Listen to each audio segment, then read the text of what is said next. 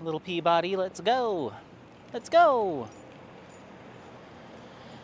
Well, hey there, everyone. It's Anthony, back with another video here on Single and Placing.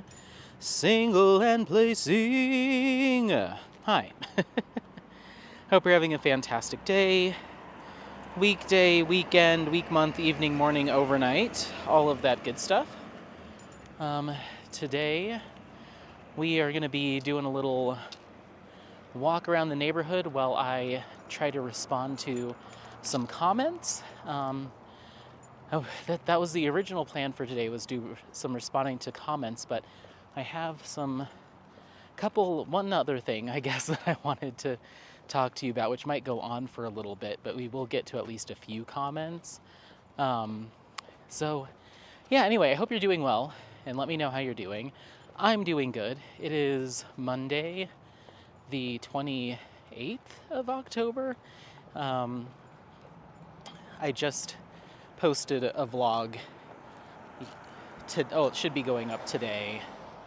And I filmed that vlog on Friday, so it's only been a couple of days since I've filmed, so I don't have a lot of life or status updates. I enjoyed my weekend at home with Apollo since we didn't get to fulfill our entire Breckenridge trip.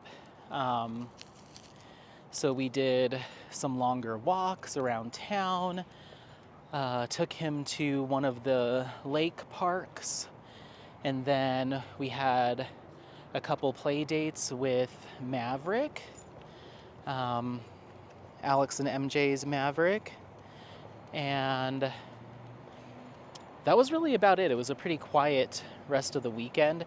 Did some house tidying up, did, some other stuff, this and that.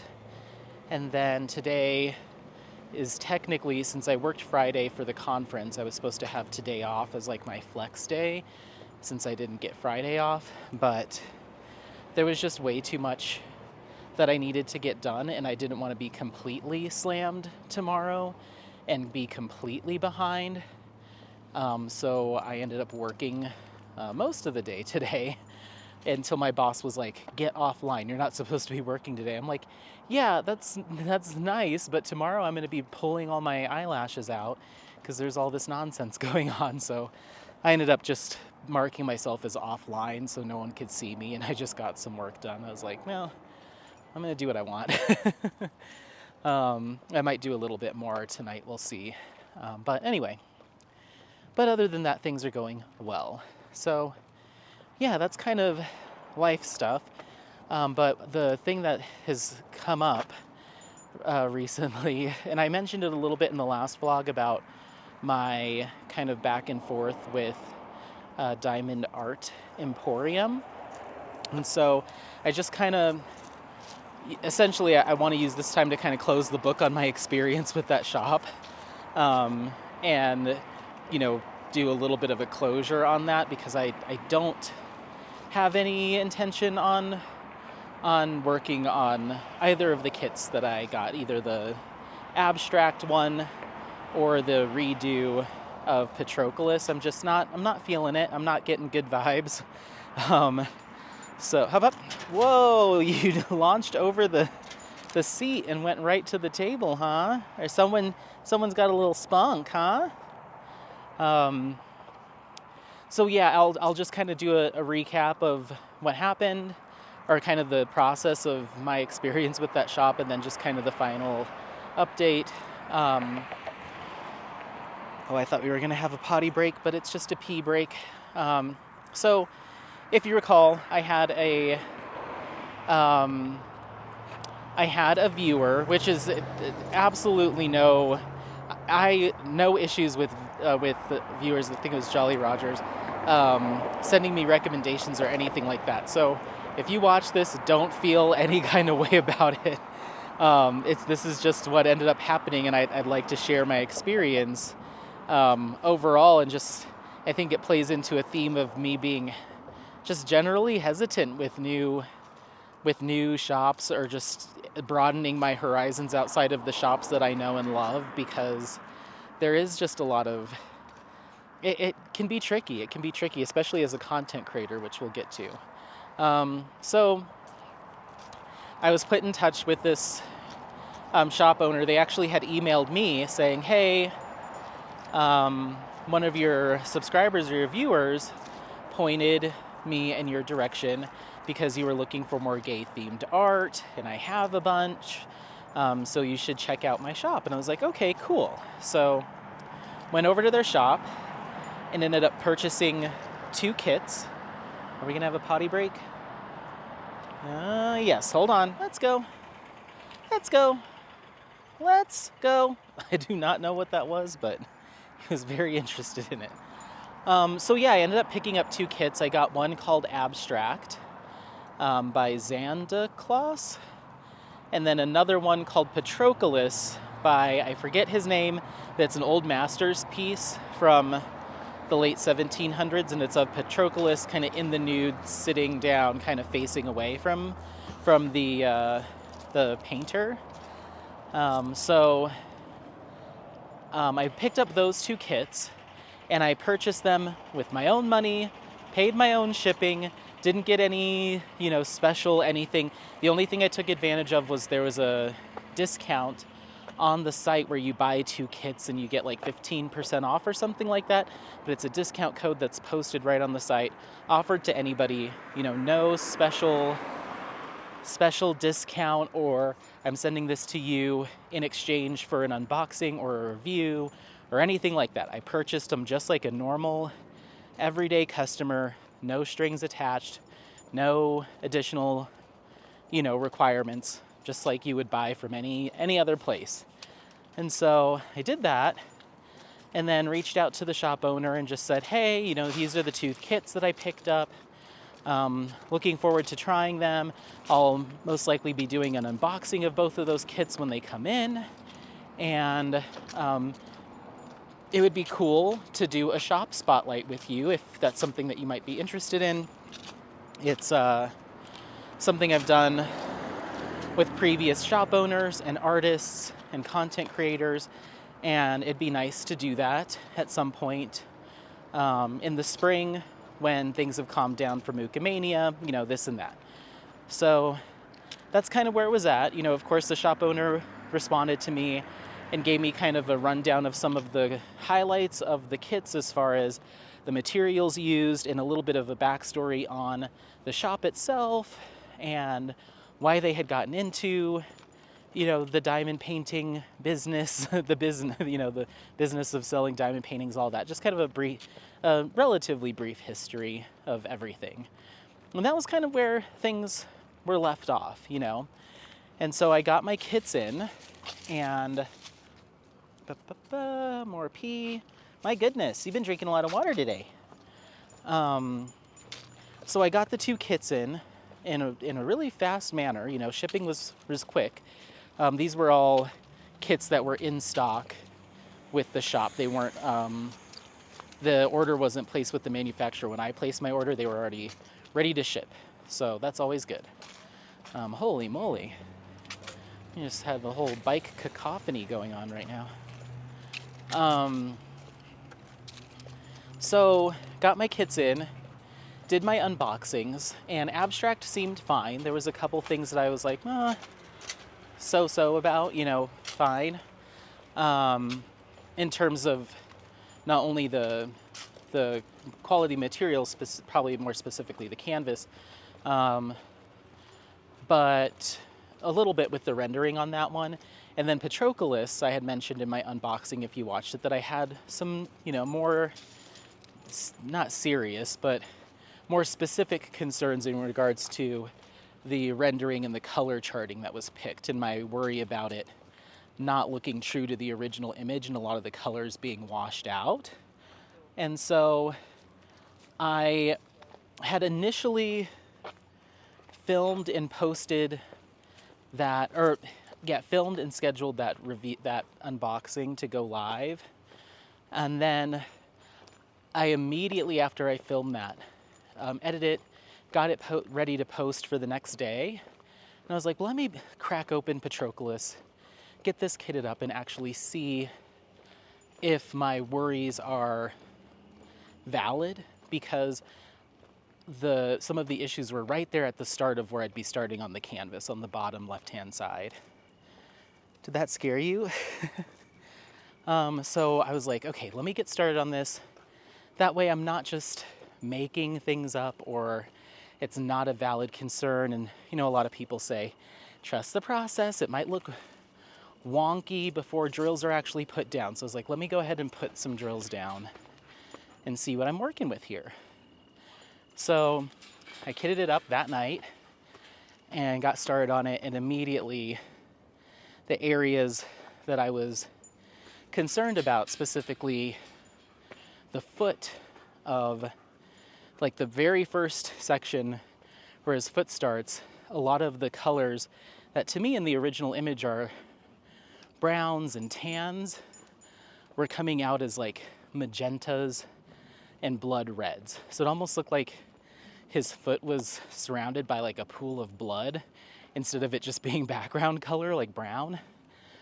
And so I finished almost 2 sections before I stopped myself because I was like, I know that this isn't something that I personally would be happy with the finished result. Now others might feel differently and might think it's just fine or it's good enough, but it wasn't for me.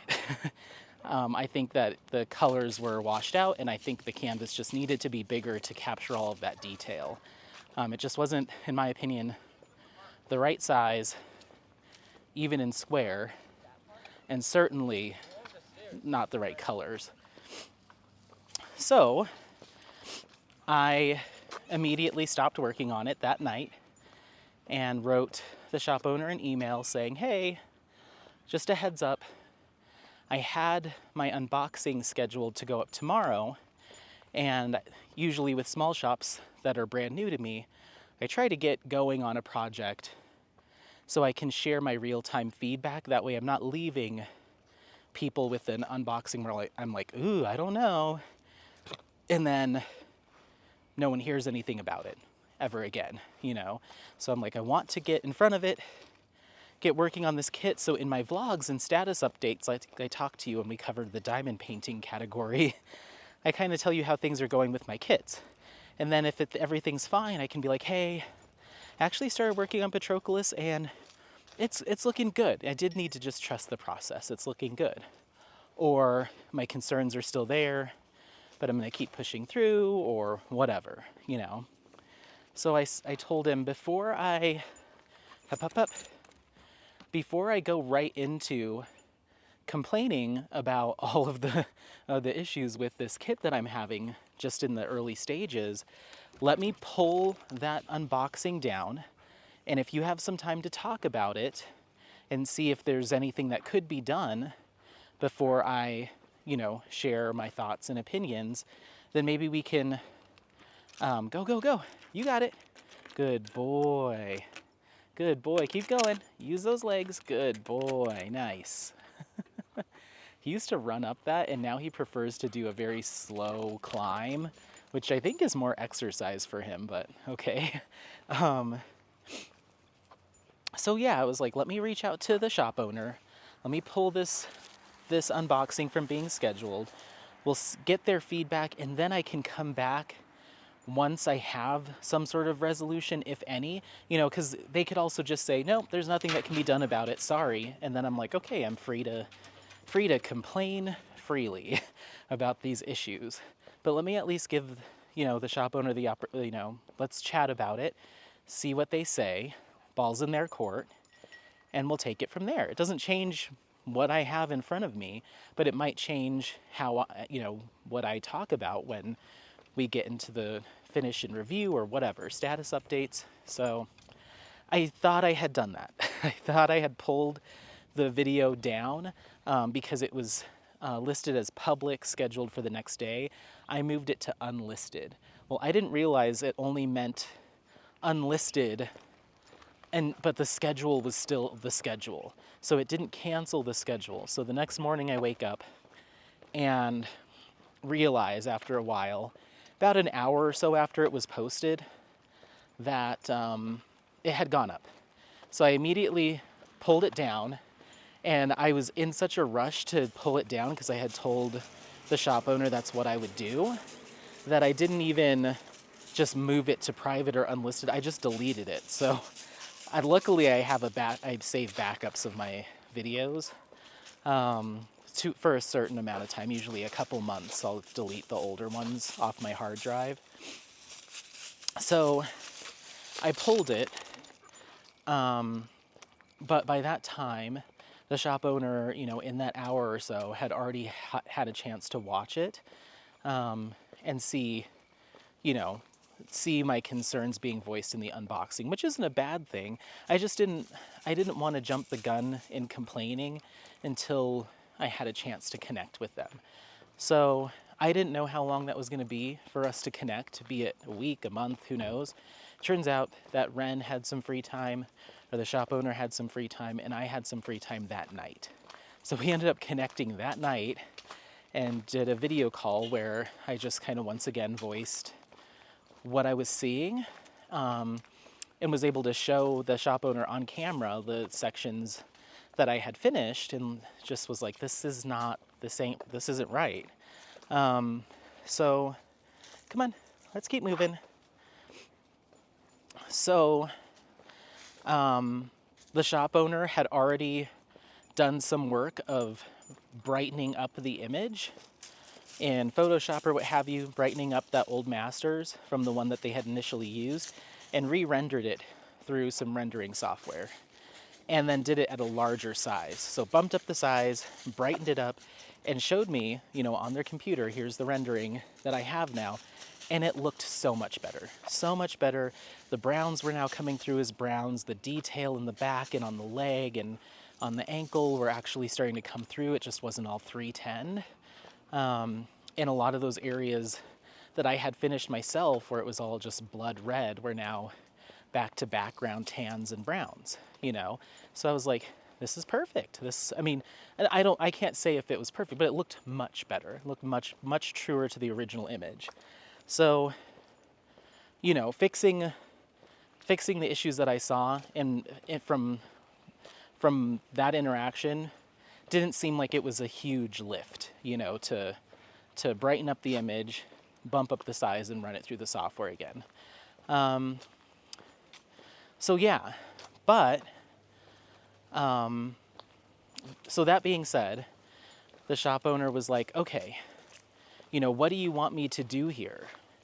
And I was like, I didn't, ask to connect to tell you what needs to be done or what doesn't need to be done. If your answer is, sorry, that's the kit you bought and that's the kit you have, then fine. And I will speak on that, the product I have in my hand as such. I'm not asking you to refund me or do anything extra. I just wanted to tell you, these are the issues that I'm seeing, and leave it in your hands, whatever you think is most appropriate, But but whatever that is, I'm going to share it,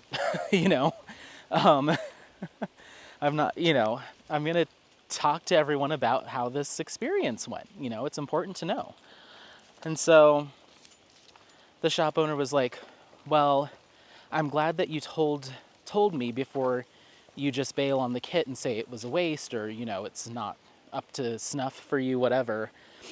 And this is what I would do with any other customers, make sure that they're 100% happy. And I know I mentioned that on a previous vlog, that's how that communication went. And he's like, well, what I'll do is I will send this new rendering to the manufacturer and we'll get you a replacement sent out. And I was like, okay. And I was like, is there anything that I need to do on my end? Because I understand that that's eating into whatever profit there was from my original purchase, ordering an all new custom one-off kit to fix my issues. That might be putting him in the red, on that sale. And that wasn't my goal either, Again, this is all up to the business themselves and what they're willing to do to address the concerns of not only myself, but any customer that has issues, And again, if the answer would have been, yeah, I'm not going to take that hit. I need you to pay for the new kit or a portion of the new kit, or to cover whatever amount so I can at least break even on this, whatever that is. Whatever it would have been, I would have been fine to do, but again, it would be something that I report back to everybody about. So I'm not trying to like pull one over on anyone or get a free, an extra free Patroclus out of like I'm not playing any of those games, And even contacting a shop to talk through all this stuff is out of my comfort zone. Usually I just say, hey, this is the product you sent to me. This is what you have signed off on as being something that is appropriate to offer up. And so I will take it at that face value and put it to the test. I usually don't hit pause and say, hold on, let me see if there's anything that can be done. Because that's not super typical for the average customer. And then B, I always worry that I'm going to get some sort of special treatment or extra service because I have a YouTube channel and a platform here. So I usually just keep it to myself. I'll bitch and moan about whatever's wrong and move on. And the shop can, you sent the product and that's the result. I don't know what else to tell you, So I tried to make an exception here and try to play a little bit more, benefit of the doubt kind of thing, So that's how that conversation went. And I let Ren know that when the new kit would come in, that I would do an updated unboxing, start on it when I can, and we'll go from there. Treat it like I just got another, version 2, And that's kind of how the conversation ended. And I provided some additional things that I thought might be beneficial and kind of set the shop above some competition. For instance, I mentioned that it's always annoying. Hold on. I mentioned that sometimes it annoys me when a legend on a legend for a canvas or a kit will be like, the serial numbers are listed. So if there's 62 colors, you have 1 through 62. Then next to it is the symbol, and then next to it is the DMC.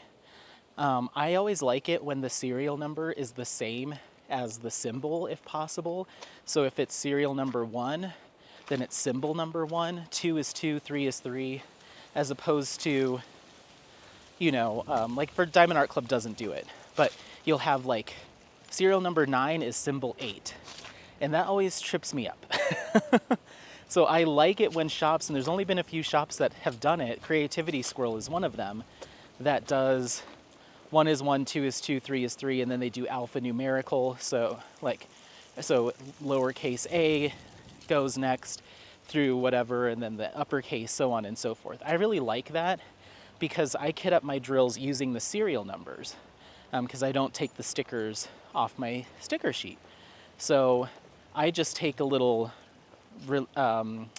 easy peel sticker on my art dot cases and I write the number 1 on it, and I fill that with color number 1 and the serial numbers. So usually like DAC, that's like the ABs are always first. So my container 1, 2, 3 is the first 3 ABs. So I don't look at the symbol really. I look at, well, I do in the sense that, let's say I'm looking at the star symbol on my canvas. I go to my legend, I see star is serial number 9, and I grab my container number 9, if that makes sense. So if I'm looking at the symbol, and the symbol on the canvas is printed as 8, and then I go look at the legend, and I'm like, okay, 8 is 9. So I have to get container 9 out of my storage. As opposed to 8 being 8, I grab 8. Makes it a lot easier, so I don't get confused of like, oh wait, I meant it's symbol 4, but it's container 43, So I just mentioned little things like that. Like those are nice little touches that I don't think cost any extra money from a manufacturing standpoint, but it helps and it's nice. So I just, we just chatted generally about that kind of stuff. How about?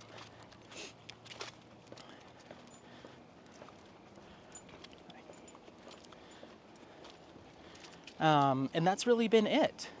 So, as I've been waiting for that updated kit to get produced and sent out, of course, during my vlogs, I've been providing a status update on the conversation I've been having with the shop owner and just kind of where things stand.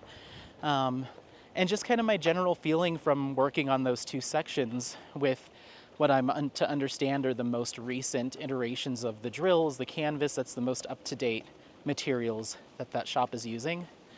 They're not amazing, but they're not terrible. They're kind of, I think I said that most of the stuff was like a 5 out of 10, just fine. Given the price point, I guess that's, appropriate. It's just not, it's not what I'm looking for in terms of a diamond painting kit. And once again, this is all just personal preference.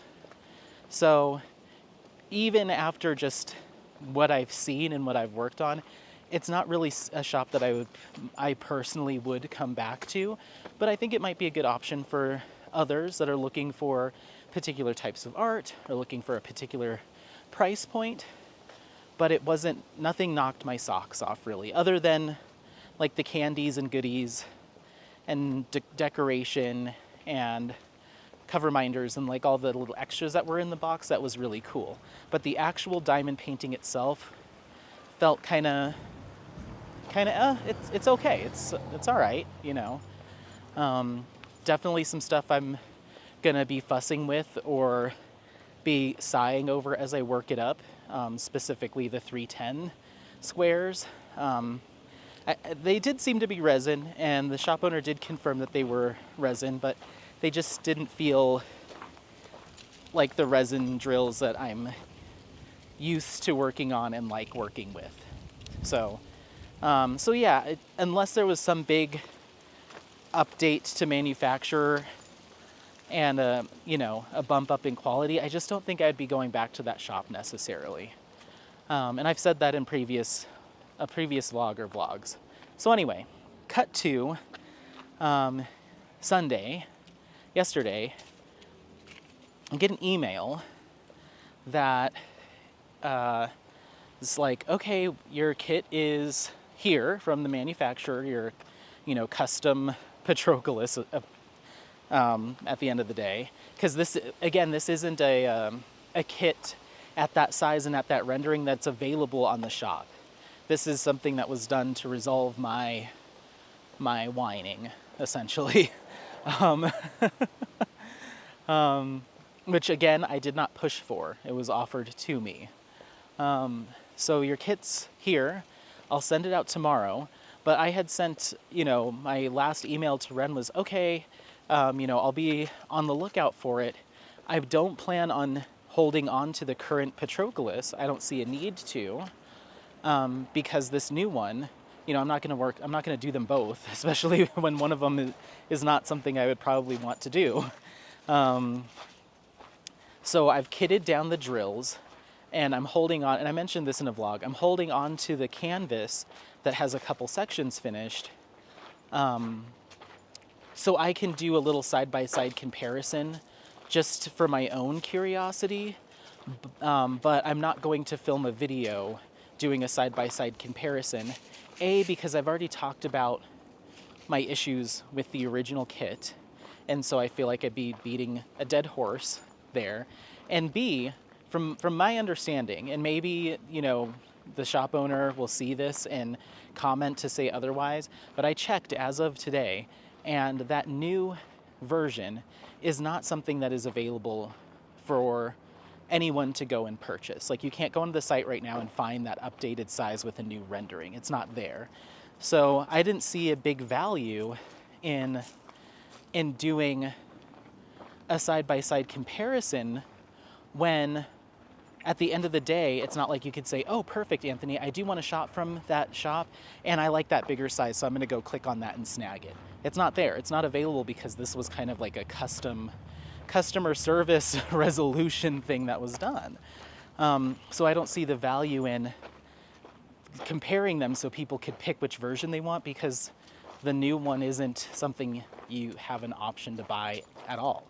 The only options that you have on the site right now are the old one that I got, and then it looks like there's an even smaller one, which is currently out of stock.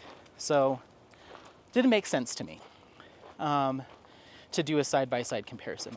My plan was to do another unboxing at the bigger size and just kind of treat it like this was almost like a custom I got sent. And what are my thoughts on this version? Maybe you could have reached out to him and said, reached out to the shop owner directly and said, I want the version, the custom style, sizing, and rendering that you did for Anthony. But again, as it stands, it's not listed for sale to purchase. So I didn't see the need for a side-by-side. So that's what I said in the email. I'm gonna get rid of the drills. I'll do my own cursory, out of curiosity comparison between the two, but I won't be posting a specific update side-by-side comparison between Patroclus 1 and Patroclus 2. And didn't think anything of it, you know. I still am going to be doing an unboxing, and of course I would get to working on that kit eventually, but I had already given the first version a shot, spent, you know, some time and evening working on that kit, and now between the back and forth and the ordering of the new one, I've got other projects I got to get to. You know, I have Mucomania starting in a few days at the time of filming this, which is going to soak up some time. I've got a project I'm doing as a gift for Alex and MJ, which is going to be really big. I've got the Wizard event from Mia coming up. That's going to take up some time. That's already pushing me out till February. And then I have all my other whips. I've got my Custom of Apollo, Garden of Earthly Delights, Phases, Cresting.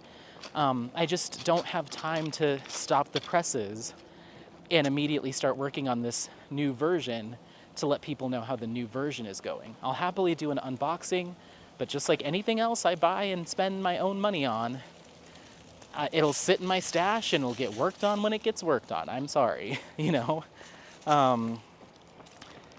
The only time that I've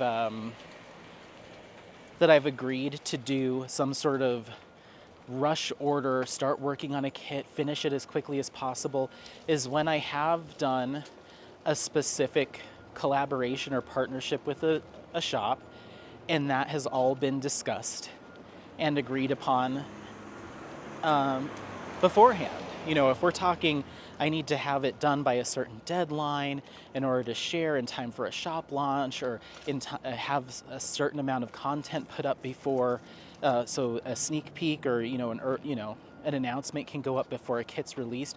I've done that multiple times in my little YouTube life, but all of that stuff is agreed upon before any kits are sent or anything like that.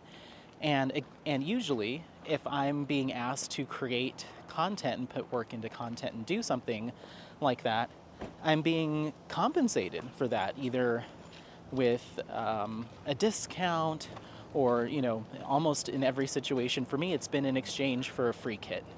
We'll send you the kit, but you need to make sure that in exchange for that, you will be doing X number of videos. They'll go up on, you know, give us a timeline when you can get these posted, and we'll schedule our product launch around it, or we'll do, you know, we'll be doing something specific around it, but here's your obligation in exchange for this good. And so that's always how it's gone for me. I've never had a shop where I've paid for a product, ordered it, and then come to find out that they want some strings attached, you know, to it after I've spent my own money. You know, that's not how it works.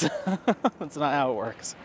So I get this email, and it's like, I was under the understanding, Anthony, that you were going to be posting an update video on Patroclus and getting that posted. And, you know, I was under the understanding that you were going to create content specific to this new kit. And I don't know if the shop owner didn't realize I'd still be doing an unboxing in which I will be, of course, talking about the old version and what happened, or not. But the presumption that so I'll go on. So it basically said if you aren't planning on sharing this update with your audience, be it now or next week or next month or whenever, then your audience is never going to know what happened with this kit. Did you throw it away? Did you give it away? I think they said something like, or did aliens come and take it? I don't know. I didn't care for. I don't know if that was the tone that was meant to come across, but it came across a little snarky. And so they went on to say, if you don't have any plans on working on this kit anytime soon, then I would appreciate it if you just allow me to take it back. I'll pay for the shipping. You just give me the kit back and I'll refund you. I really want to work on it. This is a kit that I really want to do. So if you're not going to do it, then send it back to me and I'll do it. And I was like, excuse me. Excuse me. Name another time that a diamond painting shop, with us being diamond painters and having stashes, a diamond painting shop that you purchased a kit from, you get it in, and then they reach out to you and they're like, hey, I noticed that you haven't started on that kit that you bought on your YouTube channel, so I want you to send that back and I'll give you your money back. It's like, what kind of business model is that? Like, I have kits in my stash that I've had for 3 years, and you don't see Diamond Art Club knocking on my door saying, we expected you to work on it and highlight our shop, and so we'll give you your money back, but you have to send the kit back because our CEO wants to work on it. It just seemed off. There was something off. And so, I feel no obligation. Again, we never agreed on any sort of specific content or timeline or anything like that. I share about the diamond paintings I buy and I work on my own time, especially if they're diamond paintings that I bought on my own. Now, if the shop owner feels like they have some sort of, if I have now an obligation to do something because they extended this extra customer service in sending me the new kit, that's on them, because at no time did I ask for special treatment or something extra to be done just for me because I was unhappy with the product I was sent. And in fact, the shop owner was very explicit in saying that this is something we would do for all of our customers. We want to make sure people are happy with what they have. But it doesn't feel that way, because if that's the case, what if you did this for a customer that doesn't have a YouTube channel? Would you extend that same service? It almost feels like the only reason the shop sent me an updated kit and went through the trouble of re-rendering it was because they assumed that I would be unboxing, kitting it up, working on it, swallowing my words and singing their praises. And that was never part of the discussion, and that was never part of the agreement. And if I knew that was implied, then I would have declined the offer to receive a replacement kit, because I don't play like that.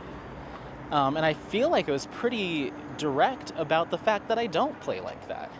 So I didn't like hearing that from this shop owner, that if I'm not going to get to it, they want to do it, send it back. I was like, yuck.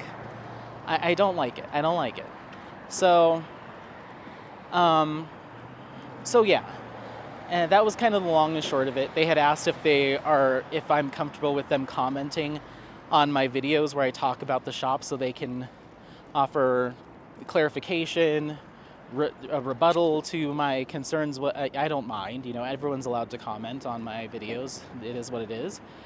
And if it helps people in their decision making, then that's great. Whatever they got to do. I'm not going to police that. So, but yeah, that email just rubbed me the wrong way. I was like, if you're going to resend this kit to me, version 2, and this is just something you would do for me as a customer, and it has nothing to do with my YouTube channel or the potential promotion of your business, then if I want to pop that kit in the garage with the rest of my stash and come back to it in 2034, then that's my prerogative. I bought it. So getting that kind of response of like, I was under the impression that you'd be devoting more time to my shop, both in terms of the content you create and working on this kit immediately or whatever. Again, there was no deadline or timeline established, so I don't even know what their expectations were. Nothing like that was discussed. Like, as soon as you get this kit, you have 1 week to get content up and start. Nothing like that, you know. Again, if that was to happen, then I would have said, if you want to do that on a future kit where I'm obligated to put stuff together and have content in progress for you, you want to do that on a future kit and you want to send me that kit for free in exchange for that work, then we can talk about that. But I already bought this thing. So if the answer is, we're not going to replace this for you, we're not, because that's not something that we would normally do for any customers, so we're not going to do it for you, then fine. And I'll speak on that appropriately. But that's not what the response I was given. I was given the response of, we want to do everything in our power to make sure our customers are happy. This isn't special treatment. We'd order a kit if somebody else was upset about it, you know? But then to turn back around and be like, well, I was under the assumption that there were strings attached. No, there weren't. You misunderstood. So, so that really got under my skin. And I'm not here to do the back and forth with small shops or any small shop. I'm not here to negotiate or anything like that for a product I already paid for. If you want to play like that, then let's just shut this down, because I'm not interested, and I'm not even going to entertain any of this.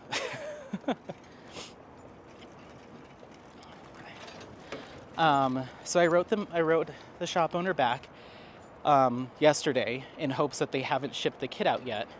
And I said, hey, I'm hoping this email finds you before tomorrow when you were planning on shipping it, because you can go ahead and hang on to it, and that'll be that. You just keep the kit, sweetheart. Because I was under no obligation to talk about this kit, sneeze on it, or anything like that. You know, this, from my understanding, this was purely a customer service request that you fulfilled. Didn't have anything to do with, I'll only do this if you do an update, which I would have done anyway. I would have done an unboxing anyway. But to presume that we had some sort of deal, you know, that rubbed me the wrong way. So I was like, you hang on to the kit. I don't need it. You know, I was just very direct. I wasn't sassy about it, but part of me wanted to say the rendering is certainly the biggest issue here, but I wasn't particularly happy with the canvas material. You know, it had some really defined creases in it that I couldn't work out.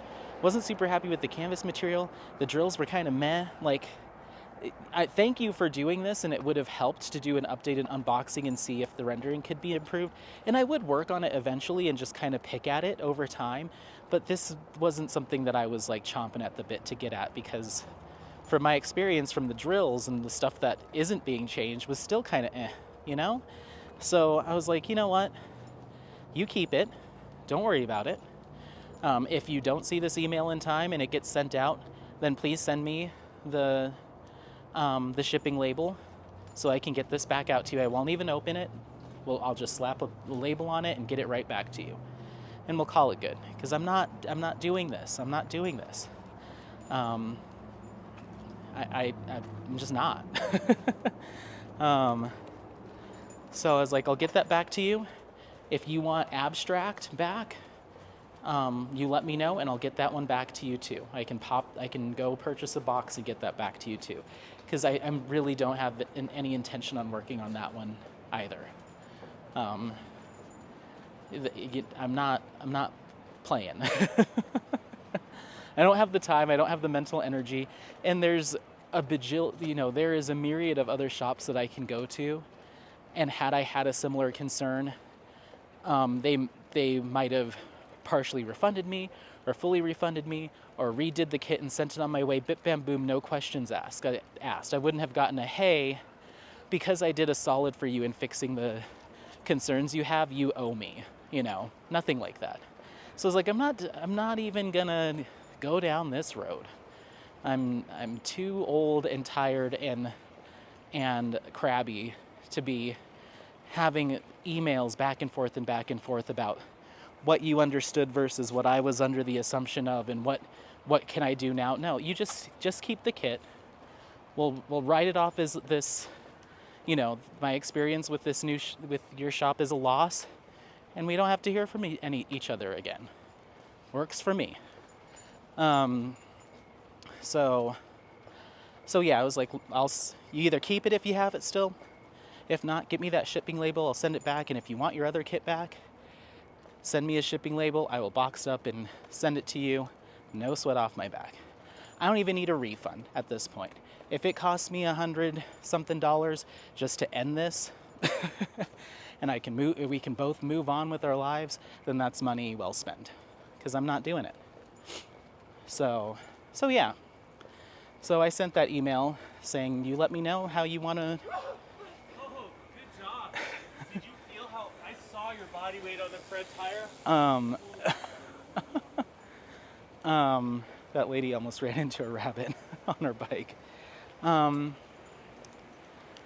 Yeah, I'm not in the mood. I'm not gonna do it. I'm too old and crabby, and I'd rather just, you get your product back, and I get my, I get my opportunity to start, to go back to some shops that I know and love, and everybody's happy. Okay? So that's a little bit of a bummer, but I think maybe experiences like this are not only a growing opportunity for me, in the fact that I keep beating myself up for not being the diamond painter that's trying this new thing and has a bunch of unboxings and new stuff to share with everyone, because it keeps things fresh, it keeps things exciting.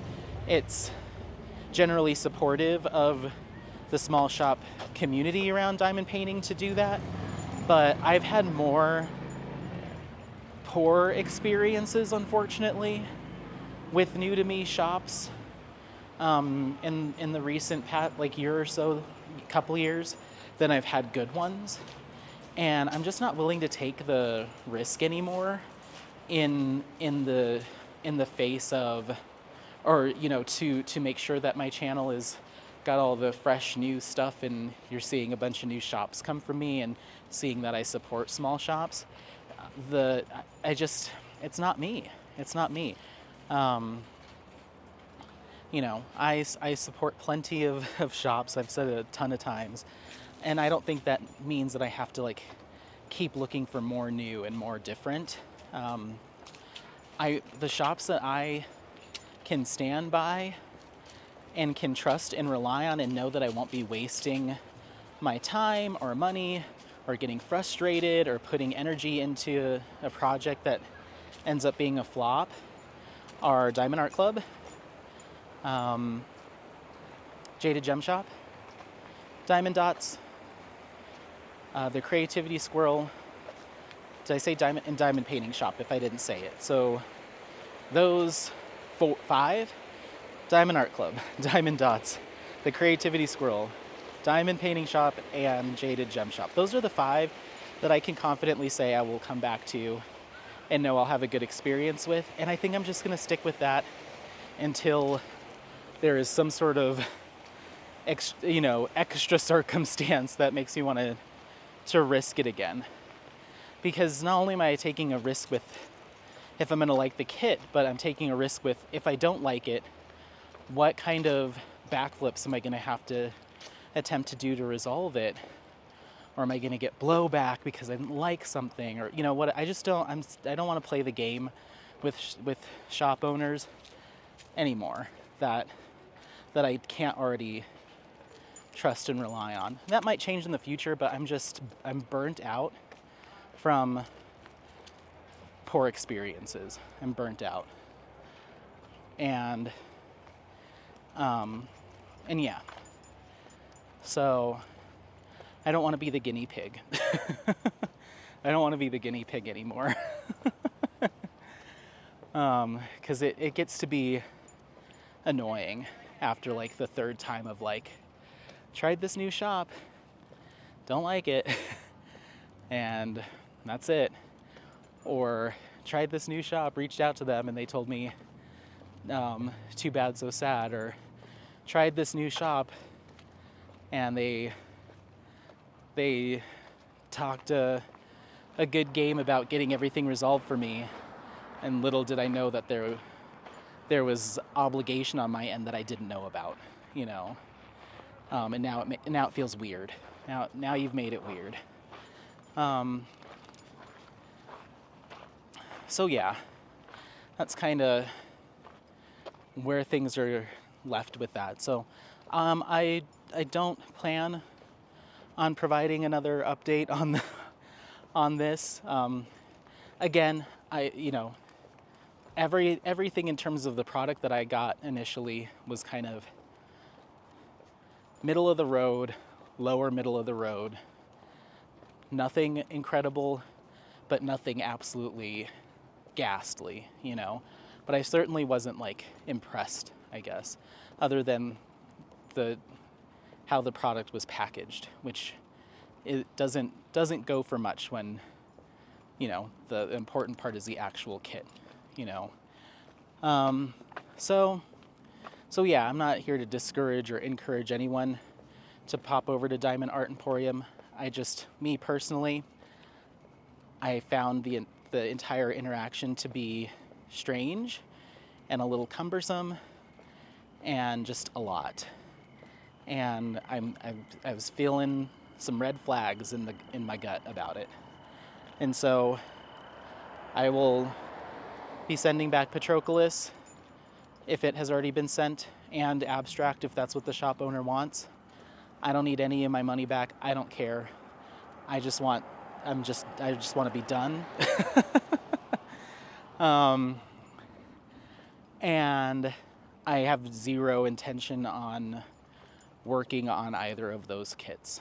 If the shop owner doesn't want Abstract back, then I'll probably take it into the office and make it a common area break room project that people can pick at next to the puzzles, and that'll be that. But I'm not gonna. I'm not getting good vibes. So again, Jolly Roger has nothing to do with you. And if you have shopped from that shop before and have had good experiences and you're happy with what you received, that's perfect. That's great. And that's what the shop should be pushing for. But I think this might also be a learning experience for them in terms of what your expectations are from customers that have a social media presence and how you approach asking them for promotion or endorsement outside of what they would normally do for anyone else.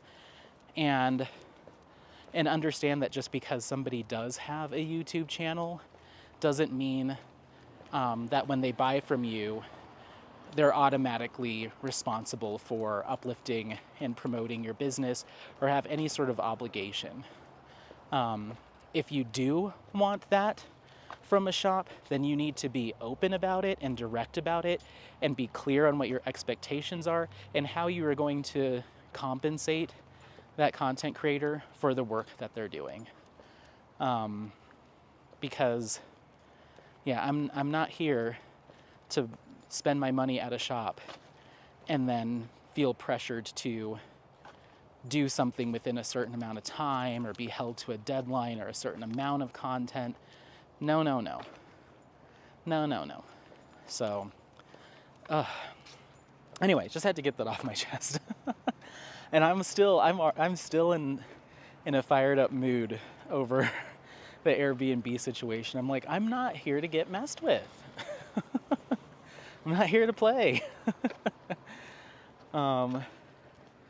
Yeah. So yeah, I'm all about supporting small businesses and small shops, but at the same time, another feeling of mine can exist, and that feeling is just because you have the idea to start a diamond painting business doesn't mean that that's a good idea. And I'm not talking about any shop specifically, but I'm just talking in general. And just because content, people have YouTube channels talking about diamond painting, that doesn't mean that they're immediately obligated to buy all the things, promote all the things, and use their platform as advertisement. It happens organically most of the time, where content creators get excited about a shop and want to talk about it or get something new, but unless something has been pre-established and worked out, they're not under any obligation to buy from your shop and then talk about it within a certain amount of time or anything like that. Like I said, I have kits in my stash that I bought in 2021 that I have still yet to touch. But I don't get emails from those shops saying, "What the heck? Our records show that you completed a purchase 3 years ago. Why haven't you promoted it? Why haven't you talked about it?" Not how it works. So yeah. So maybe it's a learning experience for both of us, but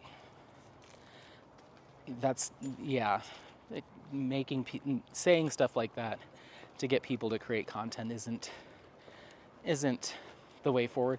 And maybe that's not exactly how the shop owner intended that message to come across, but it certainly sounded that way. So yeah. And I've had shops before too that have done the complete opposite, where they're like, "We like your channel, we want to share a kit with you, and we'll send it to you. No strings attached.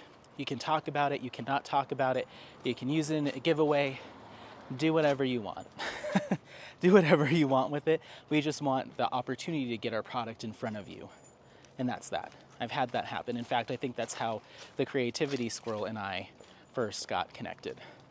It's like, "I'd like to send a kit to you. You can keep it, give it away, but I just thought I'd like the opportunity to at least get our product in front of you." And then I fell in love.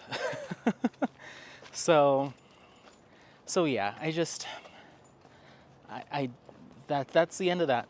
I don't think you'll be hearing Diamond Art Emporium out of my lips post this vlog, because I'm not getting good vibes, and I can already tell that this wouldn't be a content creator and shop collaboration that I could see being. It's not conducive to how I like to communicate, and and so I'm not going to do it. Or I won't entertain any ideas of anything like a shop spotlight or anything like that. Now that I've kind of gotten a peek behind the curtain a little bit, and the kits themselves just aren't, they don't meet what I look for in diamond painting. So I'll just leave it there. So yeah, that's that. Well, we'll hopefully get to a couple questions here. Some of the questions might be about my unboxing of those kits, so we might circle back to it just a little bit, but I'll try to just, I've given you the long answer already, so we'll just try to kind of skirt around that. Let's go this way, through the alley, so your dad doesn't have to do the stairs.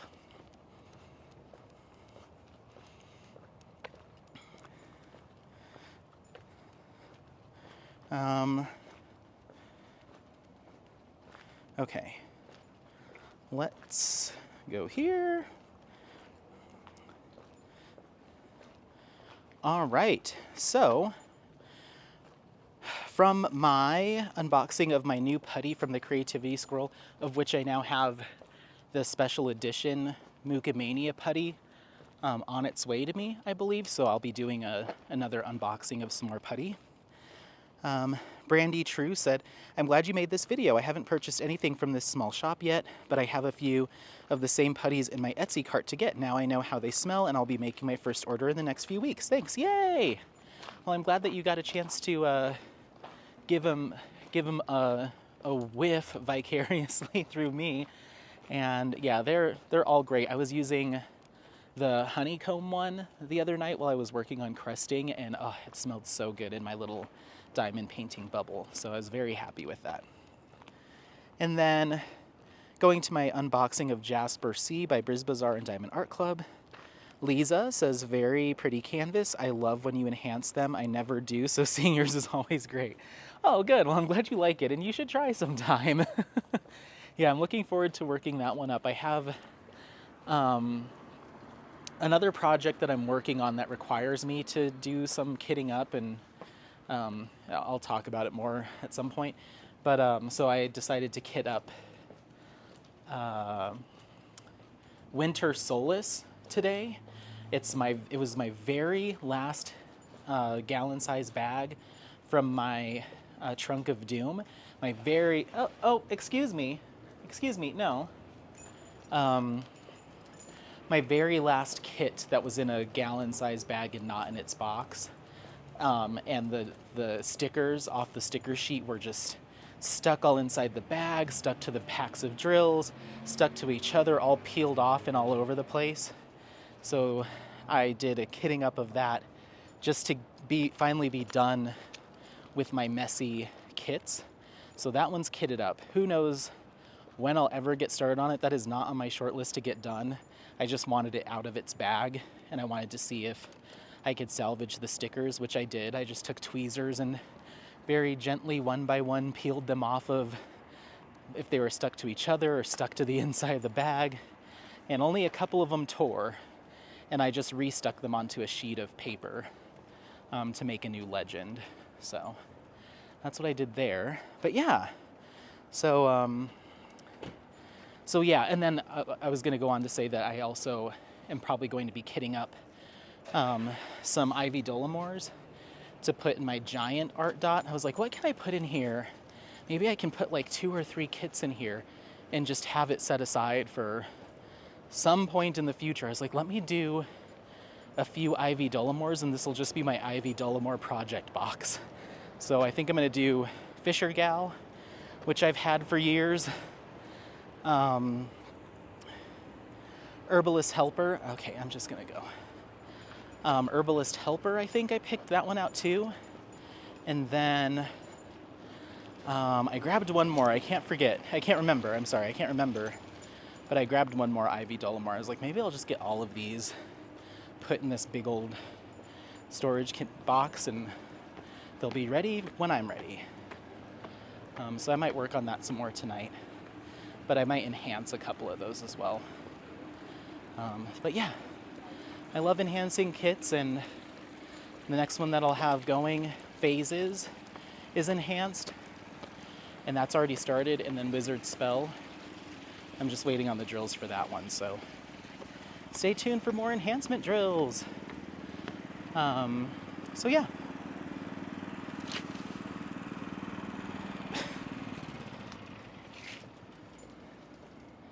He didn't see that guy there, and the guy took a step out of the shadows and freaked him out. Come on. Thank you, Lisa. And then Lisa goes on to say, in regards to my vlog 147, hey Anthony and Apollo, always great seeing you guys. I always enjoy singing and seeing and hearing from you and Apollo no matter what you talk about. Oh, good. Because the past 2 vlogs have been me moaning and groaning. But we'll get back to some positivity, hopefully, by the next vlog, for sure. Not that, the one about Apollo getting out, that was me being completely panicked and scared and freaked out about that. But the thing about the shop issues, it's really no sweat off my back. It's, it's just, I guess it does get under my skin where it's like, all right, I want to try this new shop, and, promote a small business and lift another small business up, and then it just ends up being so convoluted and like strings attached. Now I just feel weird about it, where I'm just like, this is what makes me not want to engage with small businesses in this way. I kind of just want to give you my money, get the thing I spent my money on, and that's the end of our interaction. Because you just end up, once again, I think because I have a YouTube channel, it just makes it weird, makes it awkward, and rather just not. So yeah, but thank you.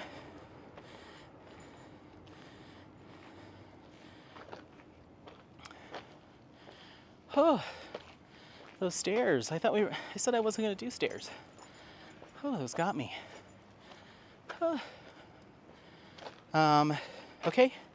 Then going back to my unboxing of the putty from Creativity Squirrel. Bex from the Creativity Squirrel says, "Yay, I'm so glad you like them. And eat the Tim Tim. They're practically our national biscuit or cookie." I did, and it was delicious. I'm usually not a big biscuit kind of wafery person, but because that one was like coated in chocolate, it was actually pretty good.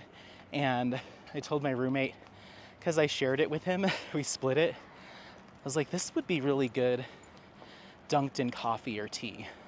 So now I need to find some more because they were good. There was another one that you sent that's kind of like a milky, caramely, kind of like chew candy. It was in a gold wrapper. I ate that one too yesterday, and that was really good. So thank you. Then going to that unboxing of Abstract and Patroclus, Catherine Hauserman says, DMC 5200 you could do in Fairy Dustrals. Yeah, for sure. It doesn't really apply to those kids anymore, but yes, going forward, absolutely, I could see myself swapping out some white for some fairy dust. And then Catherine Hauserman says,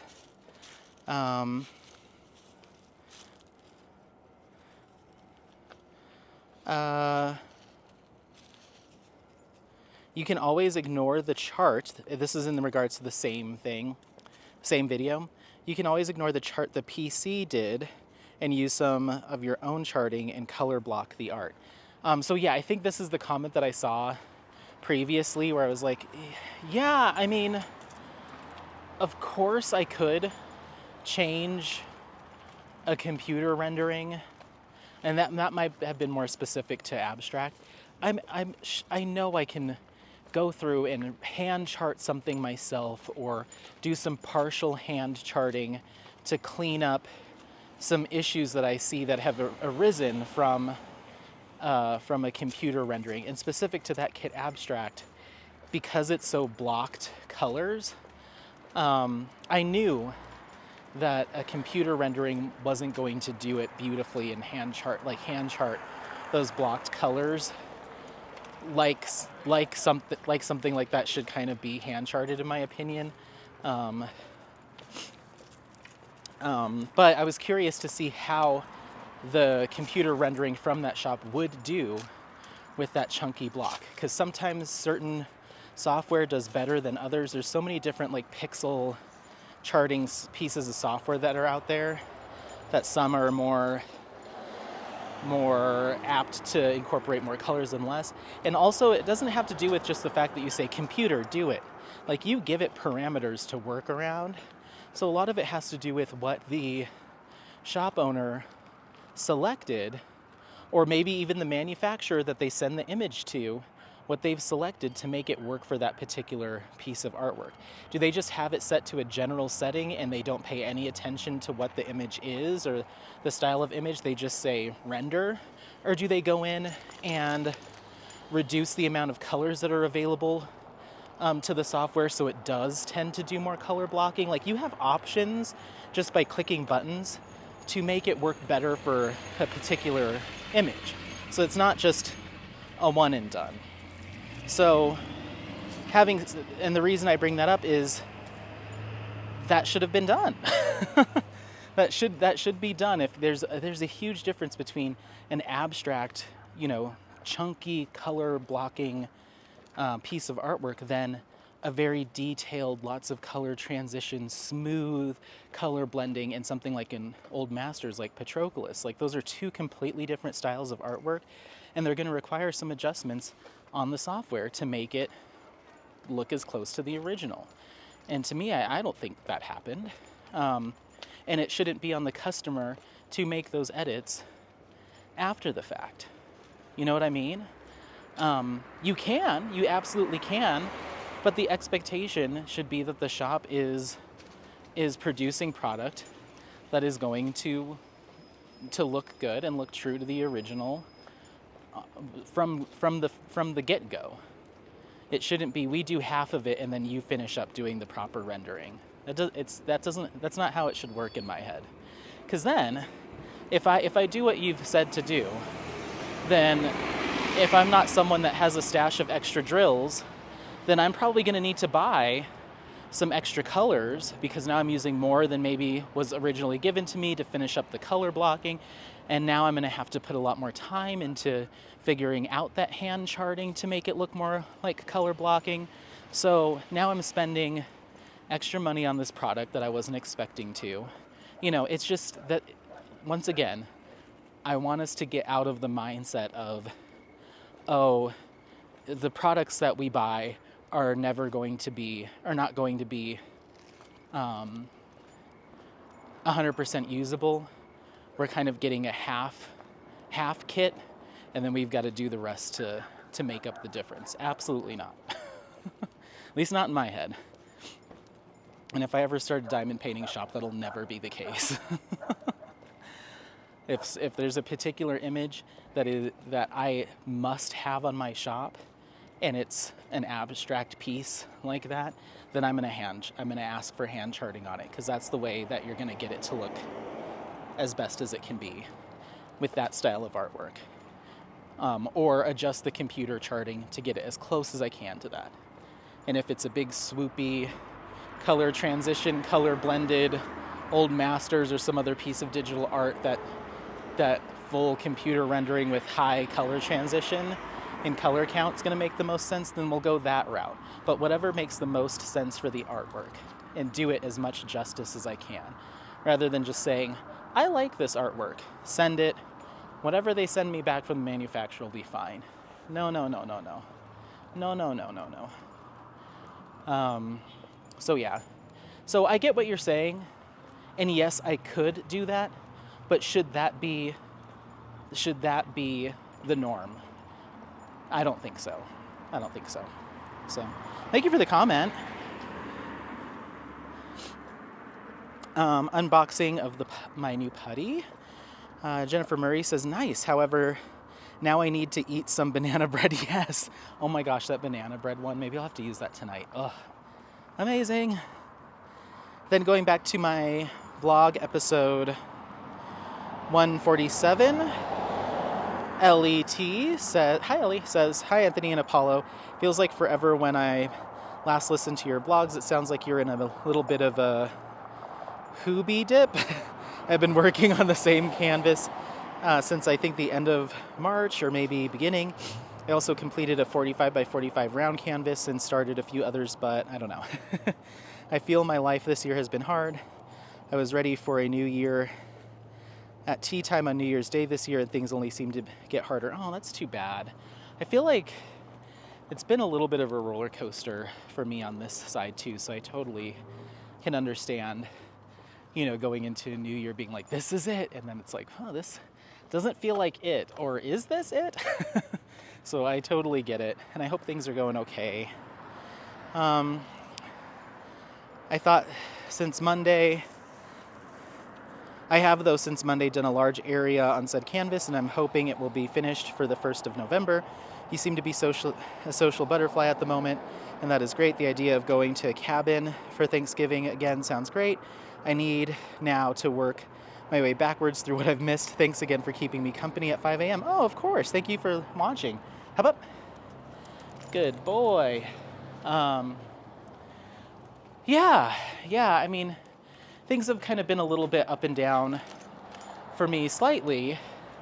Just kind of getting my bearings back in place after moving to Golden, and then reconnecting with some friends, and just kind of changing lifestyle patterns and changing work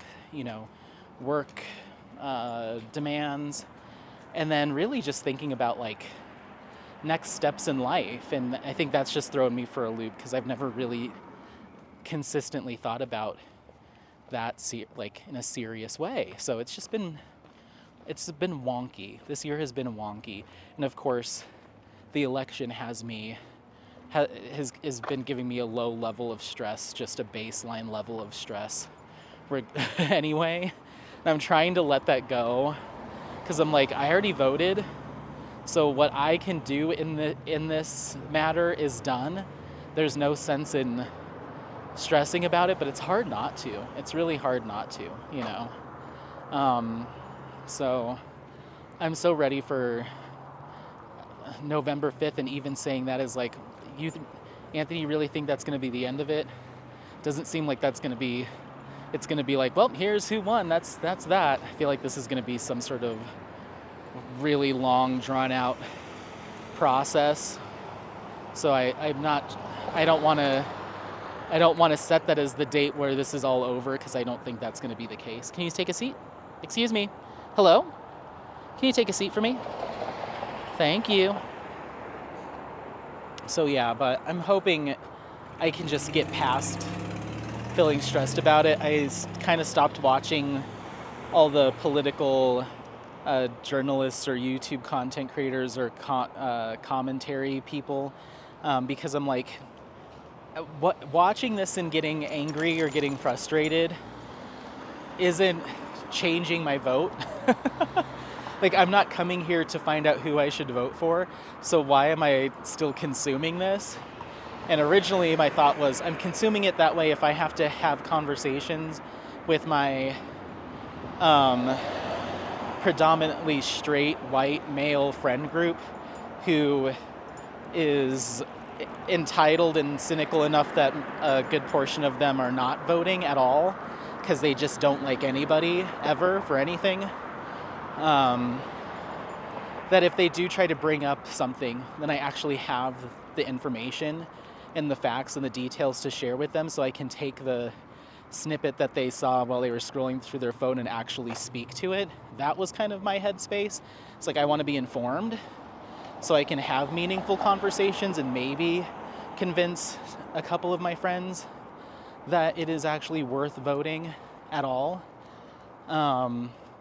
But I haven't really had to have many of those conversations, because I found a couple of my friends that I didn't think were voting, my two roommates specifically, they actually sat down and voted, which was cool. And so I'm like, I'm not out here trying to convince anyone. And if none of my friends are going to bring up the topic with me, then I'm going to leave it at that. I don't want to sit down with them and be like, you need to vote and here's why. I don't know. Maybe someday in my future I'll be more emboldened to be that person that'll pull a friend or family member aside and be like, why aren't you voting, and how can I convince you to? I had a couple short conversations just talking policy with a couple friends, but other than that, I'm just kind of like, I don't know. I know my whole family's, at least my entire close family that I talk to, is voting. It's just like I'd say like 3 or 4 friends that I either know are not or don't know, and I haven't made like a specific attempt to like find out and try to change their minds. Maybe I should. Maybe I should take that responsibility on. But all these guys also have fiancés or girlfriends who are voting, so I'm like, you know what? There's someone closer to them that some of these some of these issues actually more directly impact. And I think maybe if they felt strongly about it, that their significant other, their partner, is voting, then maybe that conversation's already being covered. And I hope it would. So, yeah, I don't know. But anyway, where did that come from? Oh, I was just talking about things feeling wonky. So that's definitely made things wonky for me this year, is the fact that it's an election year. But hopefully that'll be over soon. But I hope you're doing okay. And it's good to hear from you. All right, going back to my unboxing of Jasper C. Hold on. Going back to my unboxing of Jasper C. Sparkling Diamonds and Lights says, "Hi Anthony, this kit is awesome. Can't wait to see how you dress it up. You definitely have a talent for blinging up your canvases where it's just enough and looks classy." Oh, thank you. I appreciate it. And then Lisa Noof, same video, says, "Hi Anthony, I think that is really going to pop with the colors already in it and your added enhancements. I look forward to your completion." Thank you. Then going back to my vlog episode 146, the Diamond Technician says, "That's great the shop owner was willing to help you with your issue. That's not always the case, and it's always good to be self-aware." Yeah, well thank you, I appreciate it. And yeah, I'm glad that they were able to too. I'm a little disheartened that it seems to have been with the expectation that I provide something in return, because that wasn't my understanding at all. And again, if that had been what was presented to me, then I would have declined the offer and just went on my merry way, you know. But I hope that, you know, if other customers were to have similar concerns, that they'd be taken care of just as well. I think things just got messy because I have a YouTube channel, and that's always something that I try to avoid, and so I guess lesson learned for me. Then Tracy Cruz says, "Good for you, Anthony, with the plants. I just seem to be murderous with them. I try, but I always fail. It is so dry where I live." Yeah, it's really dry here too, so I have to really keep on top of the watering and keep the humidifier going, which is, you know, I'm always filling it up to make sure that it doesn't churn off overnight. I left my plants when I went on for this conference. I was like, you know, I've given them plenty of water. The humidifier will at least go for another 24 hours. Maybe I'll ask one of my roommates to mist them down. Hold on. Maybe I can ask Doug or Joe to mist them with the mister a couple of times, but they should be good as far as water goes. None of them have seemed to be particularly fussy. So I kind of just left them as is. And then I came home on Friday, so I had only been gone part of Wednesday, Thursday, and then part of Friday. So really 48 hours. And all of them looked fine, except for one, which is my one flowering plant. It looked like it had not been watered. It went from, you know, perky, nice leaves to really drooping just in those 2 days, and the soil was dry. So that thing is thirsty. And so now I've learned that that thing needs more water than my other plants. I did not know that. And I may even repot it at some point in the next week or two, so that way it has more to draw from, because it just sucks up water. So that poor thing, I gave it a nice thorough soaking when I got home and realized it was all looking all sad, and it perked right back up and seems fine. So it didn't mind being stressed for a little bit, but had I left it for another 2 days, I think I would have lost some of the flowers that are on it, because it's a flowering plant. So yeah, I'm happy that it stayed alive. It's that one with the weird yellow flowers that I took a picture of. So yeah. Peggy O'Neill says he's tired, I guess referring to Apollo. I'm not sure, that was probably that same vlog, but yeah. Sometimes he gets a little tired when we go on our walks, which is kind of the point. But yeah, I hope by the time the vlog's over, he looks sleepy. Then goes on to say Apollo is just wanting to be home, water, snack, and he's gonna sleep well. Yes, he definitely does after our longer walks like this. Like, we'll get home, he expects some cuddles and some TREATSs and his dinner, and then he plops down in the living room and sleeps, or watches TV with us or whatever, or diamond painting, whatever I'm doing. Then we usually get up again before bedtime. I let him out, or either on his lead, or we'll go for another short walk around the block once or twice, and then he knows. I usually just say go to bed, and he goes right up into the bed and curls up, and that's that until the morning. So he's got a routine for sure, but getting him tired on these longer walk-in chats is a big part of it. 3 miles minimum is usually what we're shooting for. We did 3.4 so far. 5 miles is like ideal. 5 miles a day is usually pretty ideal for us. Peggy goes on to say, you are so awesome. I'm so happy to have found you. Love your walk. He's beautiful. Oh, yay. I'm glad you like it. And then Peggy says, I learned of you from Rachel Ray. Oh, that's so awesome. I'm not so great with all YouTube content. I want to follow you with your live content you spoke of. So what I am asking is, I suppose to you and everyone here, they'd be so kind to help with anything that might guide me. I do appreciate it. Thank you, everyone. Of course, and welcome. Thanks for checking out the channel. And Rachel's awesome.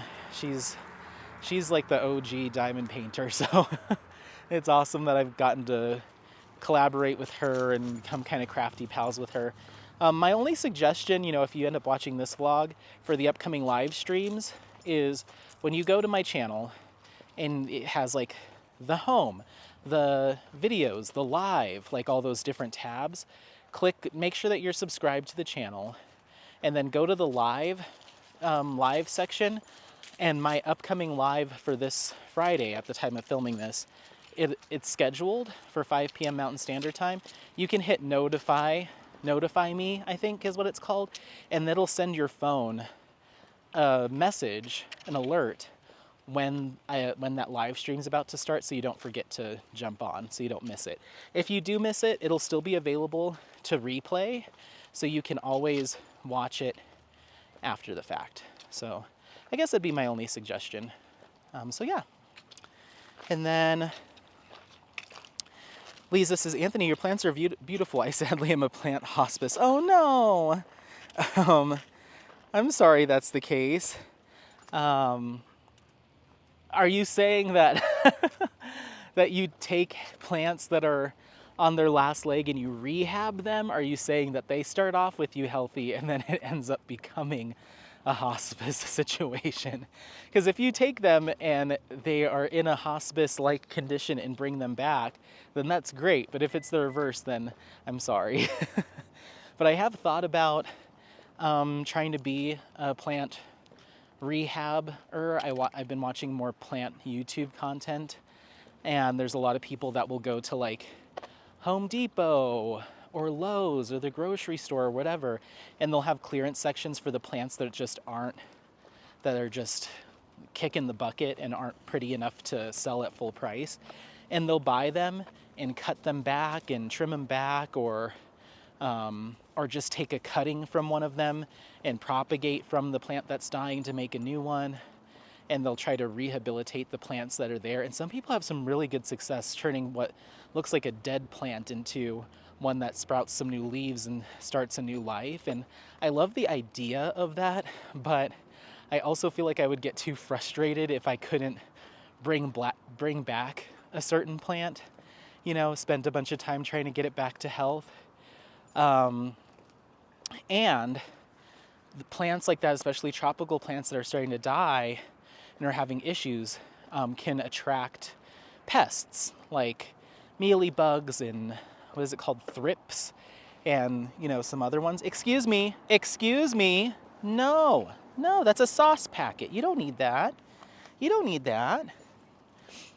So I don't want to introduce pests into my home that will infect my current plants that I have that are happy and healthy. So I'm like, maybe I can get some grow lights and do a separate little station in the basement, but there's no, I mean, I'd have to use the lights because there's no natural light down there. But I'd love to have a little area where I've got like one or two plants that I'm trying to revive that I got for a discount. You know, I think that would be a cool little project, but I'm going to continue to think about it. I just worry about the pests. So yeah, you'll have to let me know which one it is for you. And then Casey, that's me, says, another walk-in chat that was perfect. Your voice is so soothing. Thank you. Oh, I appreciate it. Thank you for watching. And then Lisa Noof says, hi, Anthony. I'm a big scaredy pants too and would never go to a haunted house. That would freak me out too much. I admire you having the guts to do it. Hope you make it out alive. Yeah, I did. That was fun. I think since that video I talked about how that went. It was a good time. It was a good time. I was not scared. Or, I mean, I got scared, but I was not walking through it in fear. I was more laughing at Scott and Spencer freaking out the entire time. That was really funny. So I did appreciate all the decor and setup inside the haunted house. There was a lot of cool stuff. Apollo, you don't need to stop eating things off the ground. You're gonna get yourself sick. You hear me? Do you? Oh, you want to fight? Oh, you want to fight? Oh, is that what's happening? Oh my God! Oh my God! Okay. Careful. Watch your leg. You get over here.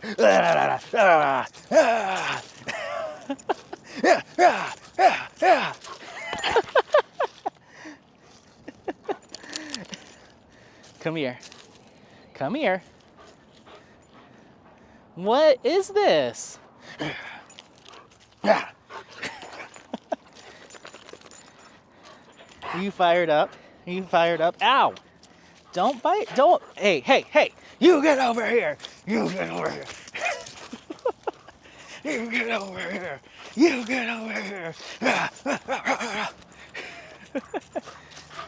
Okay. I'm dizzy.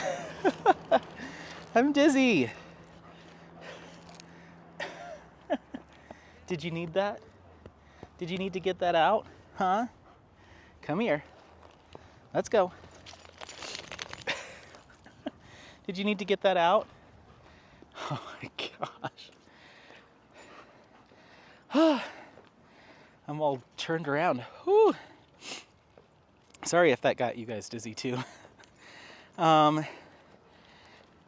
Kay Whittington says, same video. Good luck with the banana plant. I once planted the top of a grocery store pineapple. It grew into a lovely plant and actually produced a little pineapple. Aw. I didn't do anything fancy for it, just put it in the window for light and watered it when it got dry. That is awesome. So just the top? You don't have to put the whole thing in it in water? Huh.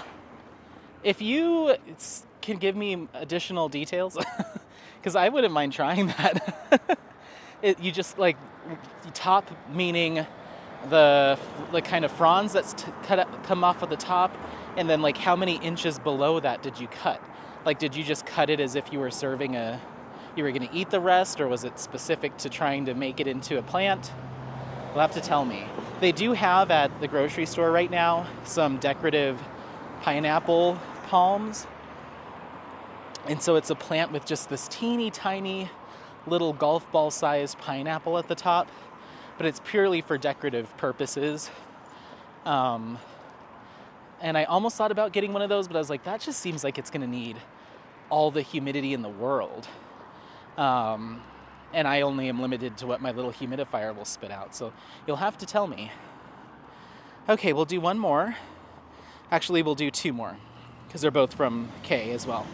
So Kay goes on to say, when I was showing my white wolfhounds, I used Easy Groom's Crystal White Shampoo. It's all natural and it works great. Okay, screenshot. Thank you. I ended up buying Apollo that Chris Christensen white on white shampoo just because it's what I know and it's one of the most highly rated ones. And so, but once I get low on that one, I will be in the market for a new one. So I'll keep that in mind. And then Kay says, I sympathize about the dog hair. My two wolfhounds shed 365 days a year. I think their main job in life is to manufacture hair. Yeah, That's what it feels like right now with Apollo. He's just letting go of a bunch of his undercoat and his winter coat. Ugh, it's rough. It's gotten a little bit better in the past day or two, but I met up with Alex and MJ on Saturday for a walk, and Alex was like petting Apollo and just running his hands along his side and his butt, you know, petting him, and he just like had handfuls of hair that were just coming off of him. Like, stop doing that. I'll go brush him tonight, but you're just getting hair everywhere. It's like, let it sit on him until I'm ready to brush him, because you're making a mess. But yeah, it has gotten a little bit better. So I think it'll continue to improve throughout November, and then he'll kind of be done, and he'll put on his thicker, floofier winter coat, and he'll have that until March, and then March and April is when he blows that coat and goes to his summer one. But yeah, it's rough out there in the hair world. But thank you for the comment, and yeah, I'll let you go. We're coming up on the house here, but thanks so much for watching. We did 3.7 miles. Don't forget to like, subscribe, share this content with friends, family members, anyone that you think might take some value out of it. Happy placing. Oh, we'll see you next time. Bye, bye, bye, bye, bye. Bye. Come say bye, big boy. Come here. Hop up. Oh, hold on. Nope, you gotta stay. Come here. Come here. Hop up. Apollo. Apollo. Hop up. Okay, good boy. Kiss. Thank you. All right. Bye.